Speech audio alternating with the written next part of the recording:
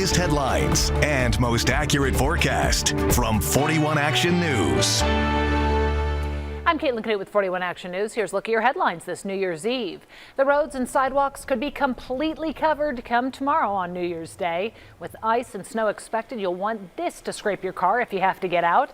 But if you can stay home, that's what crews want you to do. Public Works departments throughout the metro area say they are ready to respond, and some have already been out working. A spokesperson for Kansas City Public Works says the wintry mix of snow and ice had crews out as early as yesterday. And crews in Lenexa will start 12-hour shifts to prepare for the winter storm. Olathe says crews will be monitoring the streets as well. North Kansas City crews will mark no parking zones on some streets so they can set up snow emergency routes. And Kansas City crews have already pre-treated roads with salt and brine. They will be doing so again today. Shawnee says crews used 1,500 gallons of brine and 97 tons of salt earlier this week. They're ready to do it again as needed to treat those roads. A grain bin explosion at West Central Agri Services in Adrian. This left one man hurt. The man, an employee, was airlifted to a hospital in Kansas City.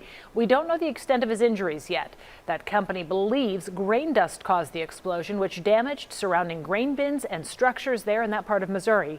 Now here's Gary with the forecast. Thank you, Caitlin. The band of snow is expected to stretch right near and through Kansas City, way up to the north, maybe not even a snowflake, and then down to the south, ice and snow mix. So we have a big problem with freezing rain, sleet, and snow heading this way. Timing it out, 28 degrees at 6 in the morning, 29 the rest of the day. Changing to snow, north winds 10 to 25 miles per hour, 1 to 2 inches of snow per hour possible for a couple hours tomorrow.